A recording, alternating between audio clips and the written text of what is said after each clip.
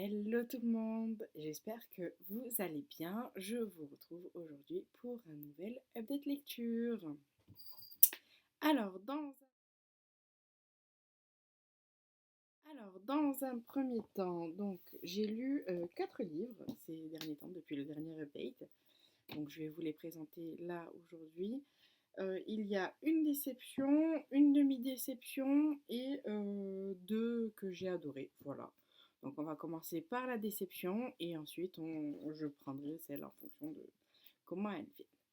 Alors, dans un premier temps, j'ai lu Dark and Dangerous Love, la saison 2. Je me suis trompée de livre, pas du tout. La saison 1. Voilà, donc je reprends Dark and Dangerous Love, la saison 1 de Molly Knight, publiée aux éditions Hugo Roman dans la collection New Romance. Donc, de quoi ça parle? Eh bien, on est au niveau du thème vampire. Je suis désolée pour le temps. Si vous entendez le temps, il pleut, il y a de l'orage, donc c'est pas top. Du coup, ici, dans Dark and Dangerous Love, on va suivre les vampires et les humains. Donc, les vampires qui sont, on va dire, les maîtres du monde. On est en 2438. Donc, on est dans un monde post-apocalyptique dans lequel les vampires se sont déclarés et ils contrôlent le monde, les humains n'étant que des hors-d'œuvre pour les vampires, voilà, donc ils se délectent de leur sang, etc. Et ça arrive aux vampires de tomber amoureux d'une humaine, et là c'est le cas parce que Atticus, donc le roi des vampires, tombe amoureux d'une simple humaine, Evelyne, voilà, qui fait partie de l'une des plus vieilles familles euh, de la société Utopia, il me semble, de la société utopienne, effectivement, qui eh bien, va se retrouver mêlée, bien malgré elle, euh, à tous les fastes de la cour, puisque eh bien, le roi la veut, et puis ce que le roi veut, le roi obtient. Voilà. Voilà pour le résumé. Donc, en gros, concrètement, on va se retrouver dans une espèce de triangle amoureux là-dedans. Donc, entre Atticus, le roi jaloux, Evelyne, euh, la jeune fille, hein, voilà, et entre, comment il s'appelle, Ansel, j'ai complètement occulté les noms, et Ansel euh, qui va venir compléter le trio du triangle amoureux. Voilà. Alors, celui-là, je n'ai pas aimé. Je suis pas loin de dire j'ai détesté. Pourquoi? Déjà parce que je n'ai pas terminé le livre. Voilà. Je n'ai pas terminé le livre. Dès les premières pages, c'est un livre qui fait 400 pages, 401 pages. C'est un livre qui fait 401 pages et sur les 401 pages, j'en ai même pas lu 100. Pour vous dire, si, j'en ai peut-être lu un petit peu plus d'une centaine de pages. Je ne suis même pas arrivée à la moitié du livre. Euh, donc je ne suis même pas arrivée à la moitié du livre, tellement... Alors, je ne vais pas dire que c'est mal écrit parce que je suis pas aussi sévère, même si je le pense fortement. Mais après, voilà, c'est peut-être pas. Pourtant, Dark and Dangerous Love, c'est un univers que moi j'aime beaucoup. Les vampires, c'est un univers que j'aime beaucoup. Je trouve ça top parce qu'on peut faire pas mal de belles histoires. En soi, l'histoire en elle-même, elle est belle parce que effectivement, c'est un triangle amoureux. Moi, j'aime beaucoup. Euh, Par contre, voilà, moi, ce qui m'a dérangé, c'est déjà la plume de l'auteur. Je n'ai pas supporté tous les mots crus toutes les 2 minutes. Voilà, clairement, ça parle de sexe tout le long de ce que moi j'ai lu. Je vous parle même pas des tentatives de viol et autres délits hein, et autres crimes. Hein. Voilà. Alors certes, je veux bien qu'on soit dans un monde post-apocalyptique, mais non, il y a des trucs que je ne peux pas accepter dans mes lectures. Les tentatives de viol toutes les 2 pages non plus, les menaces non plus, les personnes qui essayent de dire oui, non, mais tu comprends, c'est le roi, il peut faire ce qu'il veut, il obtient, etc. Non, clairement pas. Voilà, je ne connais pas. Donc, je pense que ça aurait dû rester sur Wattpad, en fait. Je pense que là, sur le coup, Hugo Roman, ils ont pas fait un top à ce niveau-là. Tout simplement parce que, voilà, clairement, ça parle de sexe tout le long.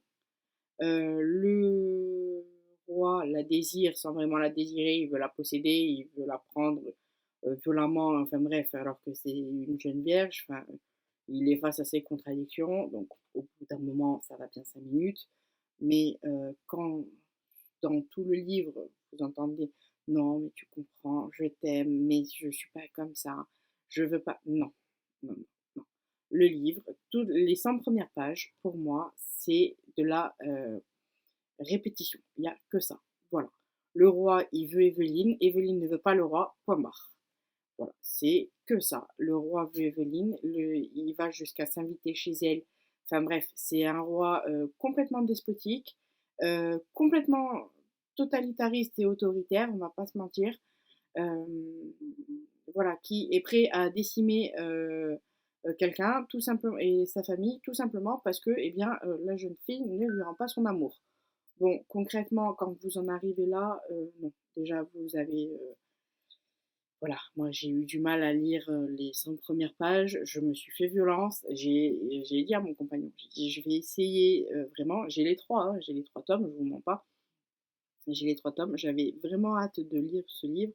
Malheureusement, non, c'est pas possible pour moi, je pense que c'est pas un livre,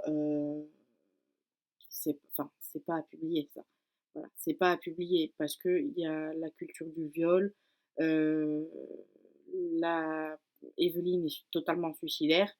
Euh, on nous dit qu'elle est forte, etc. Alors sa sœur jalouse, je vous en parle même pas, parce que sa sœur jalouse, effectivement, elle fait tout pour bien se faire voir du roi, etc. Sauf que ça va devenir une catin et que voilà, non, non, non, il y a du sexe toutes les pages, respectez-vous un petit peu, mince. Enfin, je veux dire, je veux bien que vous soyez omnubilé par le sexe, etc. Mais non, non, on ne peut pas prendre des personnages comme ça. C'est pas possible. Enfin, je veux dire, pas en new romance. Voilà, pas en new romance. Alors, effectivement, il y a beaucoup de trucs, mais moi, ce qui m'a le plus dérangé, c'est vraiment cette culture du viol, etc., qu'il menace de la prendre violemment à tous les étages de la maison, si elle ne se donne pas à lui, en gros concrètement c'est du chantage parce que eh bien c'est soit elle devient sa maîtresse, voire sa femme, sinon son amour de jeunesse et toute sa famille meurt. Voilà, en gros concrètement l'histoire. Hein, on va pas se mentir. Arrive le troisième, donc Ansel, qui va venir bien évidemment mettre son grain de sel, qui sous couvert de, eh bien, je n'ai pas, voilà, je suis le conseiller du roi, etc. Je peux me permettre certains trucs, non plus, non, clairement non. Faut pas déconner, hein, on va pas se mentir, faut pas déconner, voilà. Donc ça, non, clairement, je ne vous le recommande pas. C'est dommage parce que ma dernière lecture en cours, ma dernière lecture au moment où je tourne cette vidéo, pardon, et qui est une semi-déception. C'est Le Club des héroïnes qui n'ont pas froid aux yeux de Emily Blaine, publié aux éditions Harlequin, aux éditions H.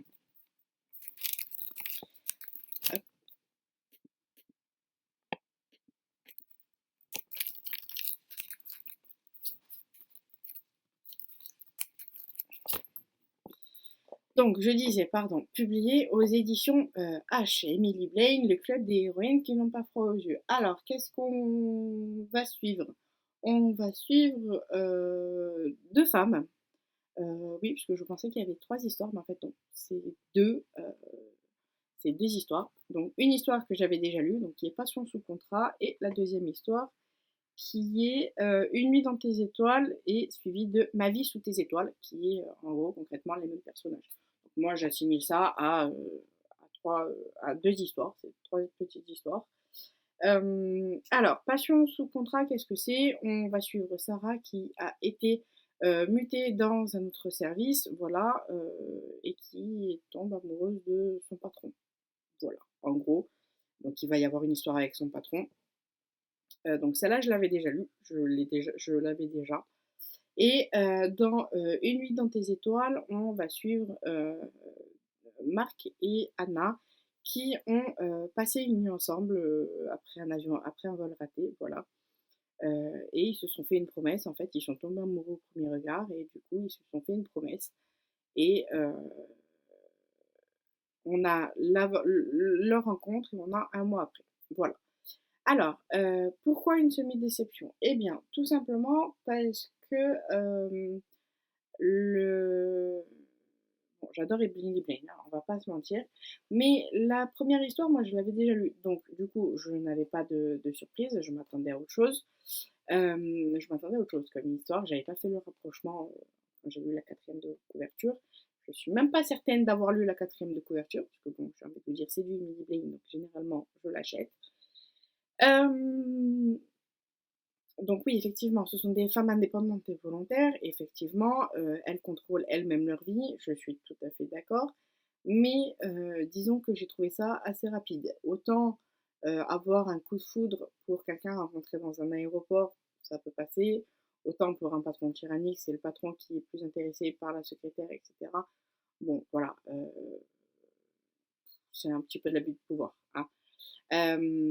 C'est un livre qui va se lire très vite. Voilà, j'ai mis 2 jours à le lire. 2 jours parce que je me suis endormie, hein, on va pas se mentir, sinon je l'aurais terminé. Il fait 312 pages. C'est vraiment tout petit. Voilà, c'est écrit quand même gros. Après, il n'y a pas énormément grand-chose à dire, hein. C'est une histoire d'amour. C'est une histoire d'amour. Ce sont 2 histoires d'amour, voilà. Ce sont 2 histoires d'amour que vous lisez quand vous n'avez pas envie de vous prendre la tête, quand vous n'avez pas envie de rire, de pleurer, pas de rire parce que ça fait rire, hein, mais même de caméra, donc je reprends. Du coup, le club des héroïnes qui n'ont pas froid aux yeux, c'est un petit livre à lire bien sympathique, qui en soi fait du bien au moral. Bon, si vous n'aimez pas tout ce qui est relation, coup d'un soir et tout ce qui est patron, secrétaire, passez votre chemin, clairement, ça ne le fera pas. Voilà. Alors, la martinière fiction, pardon. Alors, bon, un palais d'épines et de roses, de quoi ça parle? On va suivre Fer, qui est une humaine, il me semble, et oui, c'est ça, qui est une humaine et qui a tué une fée, un faé, et qui est amené donc de force dans le royaume de Pritchan, qui est le royaume des immortels. Et pourtant, là-bas, elle va se retrouver eh bien, emprisonnée, entre guillemets, puisque sa prison est un palais. Voilà, sauf que on a l'histoire de un petit peu La Belle et la Bête, où lui est une énorme bête féroce, cachée sous un masque. Sous un masque. Quand on comprend pourquoi ils sont cachés sous un masque, eh bien, on a presque de la peine pour eux. Alors, j'ai kiffé, hein, voilà, clairement, on va pas se mentir, j'ai adoré Un palais d'épines et de roses, donc j'ai vraiment hâte de lire la suite, que je vais me procurer, que je vais pas tarder à me procurer, je pense. Pourquoi j'ai adoré? Eh bien, tout simplement, j'ai déjà pressenti le petit triangle amoureux qu'il y a à l'intérieur. J'ai ce qu'on appelle un book boyfriend que j'ai adoré, que je kiffe à mort, hein, on va pas se mentir.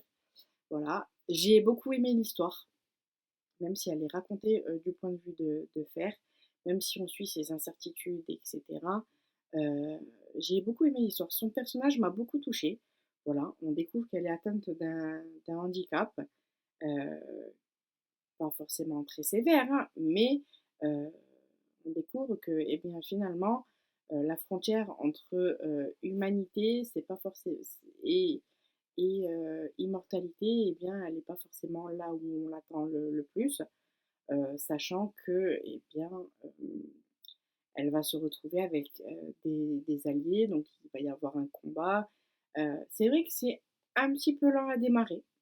Moi, personnellement, ça ne m'a pas dérangé parce que pour le coup, on nous introduit bien l'histoire pour que quand ça arrive à son point culminant, eh bien, on n'est pas perdu, on n'est pas dépaysé, On n'est pas dépaysé, ça, on ne dit pas ah ben non, ça arrive là d'un coup d'un chapitre à l'autre. Non, pas du tout. On comprend le raisonnement. Tout ce qui est dit dans ce livre est hyper important parce que tous les mots comptent. Voilà, tous les mots comptent. Tout est calculé pour nous faire avoir envie eh bien, de lire la suite. Voilà, on n'est pas, enfin moi je n'ai pas été déçue en lisant ce livre. Vraiment, j'ai kiffé Un palais d'épines et de roses. J'avais vraiment hâte de le lire. Ça fait un moment qu'il est dans ma pile à lire. Enfin, un moment, depuis le début d'année, hein, début d'année, l'année dernière. Euh, J'avoue que j'étais un petit peu échaudée parce que j'avais lu Le Prince Cruel que je n'avais pas forcément bien aimé. Voilà. Euh, Par contre, j'ai Un palais d'épines et de roses. Déjà, la couverture, elle est juste fantastique. Euh, j'ai beaucoup aimé l'histoire. Voilà. C'est une histoire très réaliste. Ça m'a fait penser un petit peu, comme je vous l'ai dit tout à l'heure, à La Belle et la Bête. Euh, Pourquoi? Eh bien, tout simplement parce que, eh bien, on a une jeune fille qui ne se rend pas forcément compte de sa beauté, qui va être emprisonnée dans un château qui est tenu par une bête. C'est bon? Vous vous remettez petit à petit hein, l'histoire. Alors là, on est loin de tout ce qui est images enchantées, lumière, etc. Mais on a quand même cette idée. Moi, c'est l'idée que je me suis fait. On aurait dit La Belle et la Bête. Voilà. On a un bon syndrome de Stockholm, hein, on va pas se mentir. Mais c'est pas en fait, si vous voulez, c'est pas hop là, d'un coup, voilà, elle se met avec lui, etc. Machin. Non, en fait, au début, elle va faire ça pour sa famille, donc pour protéger sa famille, pour honorer la promesse qu'elle avait faite à sa mère. Malheureusement, eh bien, ça ne va pas forcément se passer comme elle le souhaitait, mais on va évoluer en même temps qu'elle, donc on va comprendre comment elle réfléchit, et c'est un amour qui va s'insinuer petit à petit, en fait. Voilà. En gros, c'est un bouquin dans lequel vous avez les immortels qui ont des préjugés sur les humains et les humains qui ont des préjugés sur les immortels. Voilà, comme toujours, quand on ne connaît pas, où on pense que tout le monde est pareil, tout est tout beau, tout est tout rose, mais en fait, non, pas du tout. Il y a diverses nuances qui font que, eh bien, vous vous surprenez à aimer les personnages que vous voulez détester hein, à tout prix, hein, parce que clairement, l'enlèvement, c'est pas top, hein, mais vous vous surprenez en fait à vraiment kiffer, enfin moi pour le coup, je me suis surprise à vraiment aimer des personnages que à la base on n'aurait pas dû aimer, qui ne sont pas faits, je pense, pour être aimés, euh, même si c'est vrai que des fois il y en a certaines qui font pitié, je vous avouerai que le fait de les aimer, moi j'ai hâte de lire la suite parce que j'ai vraiment envie de les retrouver. Voilà, clairement, j'ai vraiment envie de retrouver ces personnages, de savoir ce qui va se passer ensuite. Parce qu'on sent bien hein, dans les dernières pages que c'est pas terminé, que les ennuis ne font que commencer. Hein, parce que bon, voilà, clairement, elle fait des trucs. En gros, concrètement, on va lui dire de faire A, elle va faire B. Voilà, pour résumer, en gros, le livre. Enfin, la dernière lecture de date, c'est Histoire éternelle, les Twisted Tales de Liz Braswell et Si la mère de Belle avait maudit la bête, publié aux éditions Hachette Heroes et qui fait 420 pages. Alors, Histoire éternelle, qu'est-ce que c'est? Bon, je vous en parlais tout à l'heure, donc avec Un palais d'épines et de roses, on est sur l'histoire de la Belle et la Bête. Ben là, c'est la même chose. C'est l'histoire de la Belle et la Bête, donc le Disney tel qu'on le connaît, et en fait qui a été revisité. Le tout début, vous le savez, si vous connaissez le dessin animé, le tout début, c'est le prince qui se fait maudire par la sorcière. Et en fait, on va imaginer que eh bien, cette sorcière, c'est la mère de Belle. Voilà, c'est la mère de Belle. Donc on nous raconte tout un pan de cette histoire en fait. Alors, si vous vous attendez à une réécriture copie conforme de Disney, c'est même pas la peine d'essayer. Par contre, si vous aimez être surpris, je vous conseille vraiment ce livre parce que, eh bien, vous allez être surpris. Effectivement, on va découvrir, bon, déjà des nouveaux personnages, une histoire un peu plus réel, puisqu'effectivement, là-dedans, on va retrouver Madame Samovar, on va retrouver, Lumière, on va retrouver Big Ben, voilà, on va tous les retrouver et on va retrouver des personnages qu'on a imaginés en fait et d'autres qu'on n'avait pas imaginés. Voilà, donc on va retrouver Maurice, on va retrouver euh, Tornade, il me semble, le cheval aussi. Voilà, vous avez tout. Il y a ces passages aussi euh, de humoristiques, pas beaucoup, mais il y en a quand même certains. Et en fait, ils vont se lancer dans une quête qui va eh bien, leur permettre de révéler plusieurs secrets. Voilà, la mère de Belle est officiellement morte, sauf qu'il y a plein de choses qui ne collent pas avec, eh bien, avec tout ce qu'on dit à Belle, etc. Donc sa mère était une puissante enchanteresse. Euh, et puis, c'est l'histoire éternelle. C'est l'histoire c'est celle qui ne meurt jamais, que vous connaissez tous. Qu'est-ce que je peux vous dire d'autre sur ce livre? Si vous aimez Disney, je pense que les Twisted Tales, sincèrement, c'est une très bonne édition. Les Hachechiro, voilà. Euh, voilà, c'est ce qu'on nous dit, hein. Ceci n'est pas l'histoire de la Belle et la Bête telle que vous connaissez. C'est une histoire de famille, de magie, d'amour, une histoire où un seul détail peut tout changer. Effectivement, un seul détail a tout changé. Alors les amis, cette vidéo est à présent terminée. Je vous fais des gros bisous, je vous souhaite de bonnes lectures et je vous dis à bientôt pour une prochaine vidéo. Salut!